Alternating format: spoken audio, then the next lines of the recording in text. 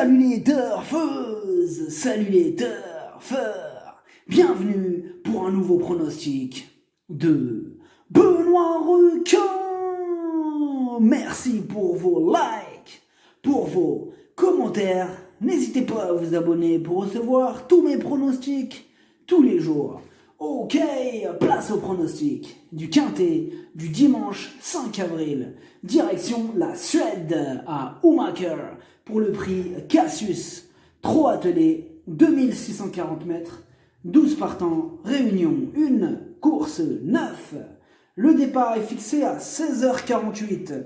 Donc départ autostart, 7392 €. Corde à gauche pour 3 à 15 ans ayant gagné au moins 20 533 €, mais pas 82 608 €. Indice de confiance 2 sur 5. Ce quintet est plutôt ouvert. Alors non seulement il y a quelques zones d'ombre sur le degré de préparation de certains chevaux, ce qui complique un peu la tâche, mais ils sont aussi nombreux à avoir leur mot à dire, au moins pour une place. Petit retour sur le quintet du samedi 4 avril. Dans mon pronostic, je vous ai donné le tiercé.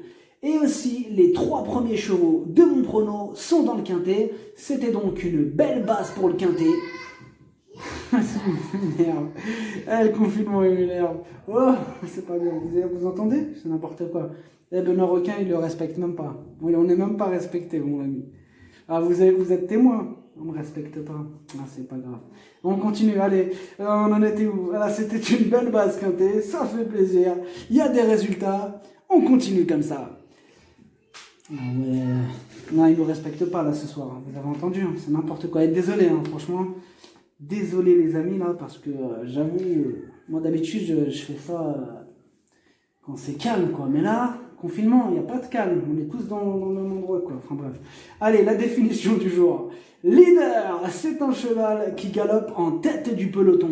On engage parfois un cheval de jeu, un compagnon d'écurie chargé de faire le train pour un autre cheval, généralement donc pour rendre une course sélective. Ce cheval de jeu est appelé leader. Bon, il ne faudra pas confondre hein, ce terme avec le terme leader, hein, celui qu'on dit, le cheval dont on dit qu'il fait partie des leaders de sa génération, signifiant qu'il fait partie des meilleurs donc, de sa génération.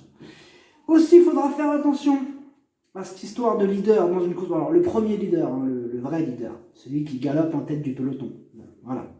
Il faudra faire attention à ça parce que dans une course, quand vous voyez plusieurs chevaux appartenant à la même écurie dans une même course, il arrive que le cheval avec la plus grosse cote de l'écurie, en fait, il court juste pour fatiguer les autres chevaux et donc permettre à son compagnon d'entraînement de gagner la course.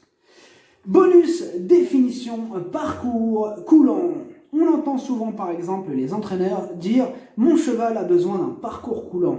Alors cela veut dire que le cheval aura besoin d'un parcours qui permet d'aller vite sans faire trop d'efforts. Voilà pour la définition du jour. Si vous avez une question, n'hésitez pas à me la poser en commentaire. Ok les amis, on passe au proverbe du jour. Et aujourd'hui, on va s'intéresser à l'un des premiers proverbes, même le plus vieux, qui remonte à l'Antiquité égyptienne. Le plus ancien écrit de sagesse connu à ce jour est ce texte nommé l'enseignement de Ptahhotep, ou plus exactement appelé le livre des maximes de Ptahhotep. Alors voici un extrait des sagesses de Ptahhotep qui sera notre proverbe du jour. Apprends auprès de celui qui est ignorant comme auprès du savant. On a découvert en 1843 le papyrus Pris, donc c'est l'un des plus anciens manuscrits du monde. Ce papyrus, il est composé en fait de 2 traités de morale, qui est composé donc qui s'appelle les préceptes de Khagemni et le livre des maximes de Ptahhotep. Alors Ptahhotep était préfet, donc c'était le vizir, le vizir de l'Égypte antique, environ 2400 ans avant Jésus-Christ, sous le règne du pharaon Djedkar Isési. Alors, souhaitant transmettre la tradition à son fils, il demanda au pharaon l'autorisation de la mise par écrit de la tradition orale égyptienne.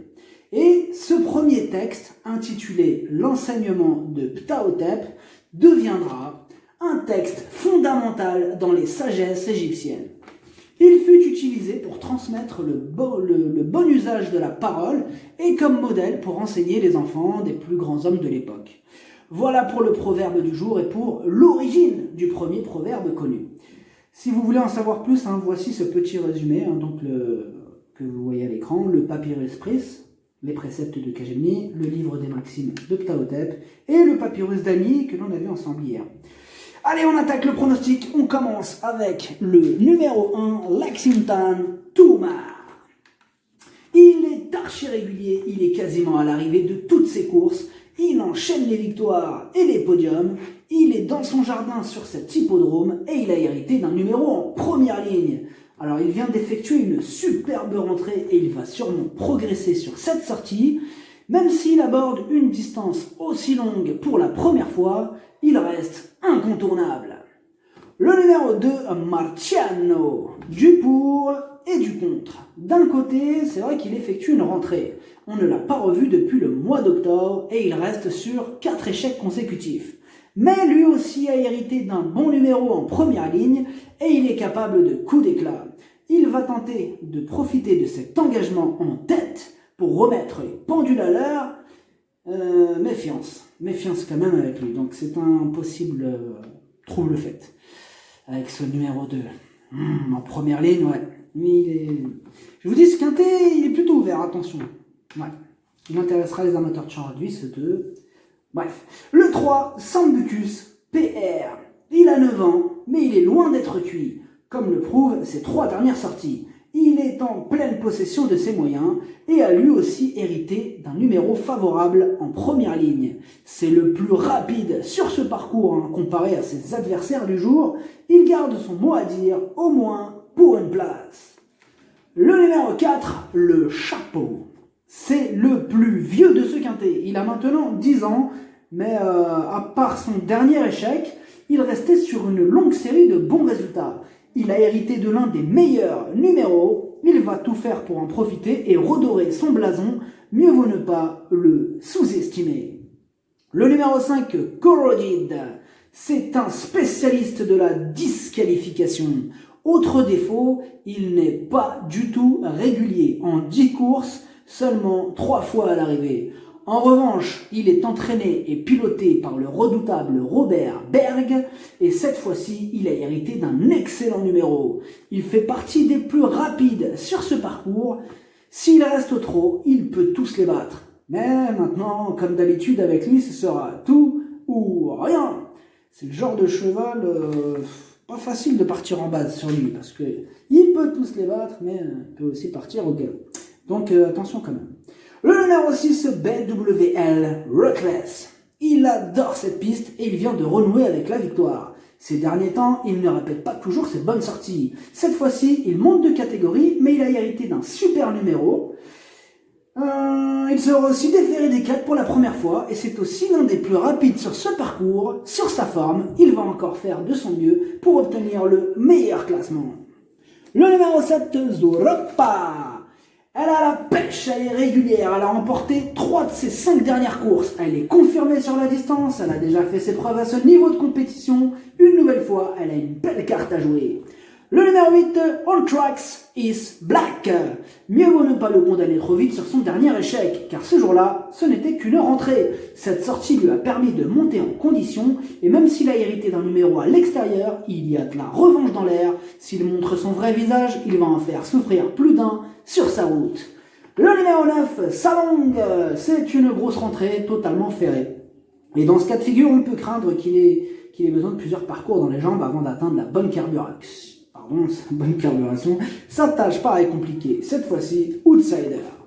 Le numéro 10, Hosh There It Is Sucks. Pour lui aussi, c'est une rentrée, pas revue depuis le mois de septembre. Il a hérité d'un numéro contraignant en seconde ligne, mais il est pétri de qualité. Il a déjà affronté des chevaux plus forts que ceux qu'il va retrouver ce dimanche. Il apprécie ce parcours, et même sans être à 100%, il peut accrocher une place. Grosse méfiance. Le numéro 11, Waza Thunder. Il est en forme, ses 3 dernières sorties sont excellentes. mais sa marge se réduit. Il monte de catégorie tout en ayant hérité d'un numéro contraignant. Il lui faudra un parcours en or pour espérer accrocher une place, mais ça reste un possible casseur de tickets dans ce quintet plutôt ouvert. Le numéro 12, Oleander Face, il reste sur 3 échecs consécutifs, on a quelques doutes sur sa forme actuelle. Après, il a maintenant 9 ans et c'est un cheval qui a beaucoup couru dans sa carrière. Peut-être a-t-il besoin de repos. Ce dimanche, il a en plus hérité d'un mauvais numéro en seconde ligne. Il va devoir sortir le grand jeu pour espérer accrocher une petite place. Ça s'annonce a priori compliqué. Le pronostic, ça donne 5, As, 8, 7, 3, 4, 6, 10. Cheval de complément le 11. Si jamais un autre nom partant, et ça peut arriver, le 2. Merci d'avoir suivi cette vidéo. N'hésitez pas à vous abonner pour recevoir tous mes pronostics tous les jours. Les jeux d'argent sont dangereux. À consommer avec modération. Bonne chance. Chopez-le-moi. Et désolé pour le bruit. Faites attention à vous. Ciao.